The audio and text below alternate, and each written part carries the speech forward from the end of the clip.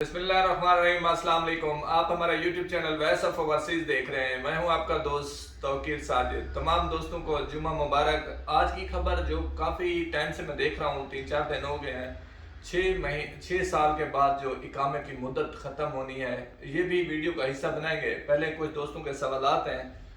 खरूज ओहदा पर जाने वाले जो खिलाफ वर्दी करते हैं, यानी कि टाइम पर वापस नहीं आते, तो वो किस तरीके से वापस आ सकते हैं, ये सबसे ज़्यादा सवाल हो रहे हैं। क्योंकि कोरोना की वजह से काफ़ी दोस्त ऐसे थे जो वहाँ फंस गए और वापस नहीं आ सके, तो उनके सवालात थे।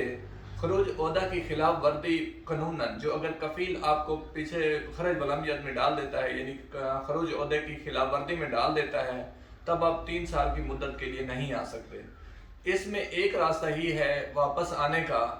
आपका कफील वही जिसने आपको खरज बलमियत में डाला है, वही आपको वीज़ा दे, तो उसी वीज़े पर आप वापस आ सकते हैं, उसी कफील के वीज़े पर।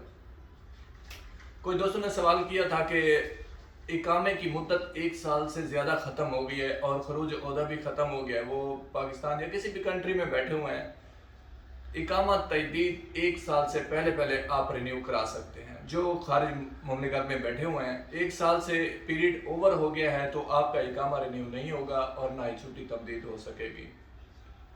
छुट्टी तमदीद 1 साल से अबव भी है, कम है, आपका इकामा रहता है, तो आप छुट्टी एक्सटेंड करवा सकते हैं।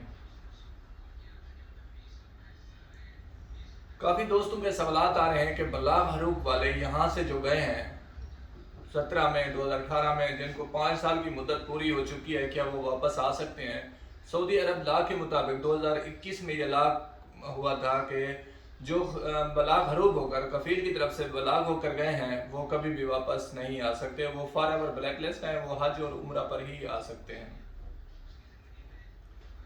इकामा की मुद्दत 6 साल करने की तजवीज़।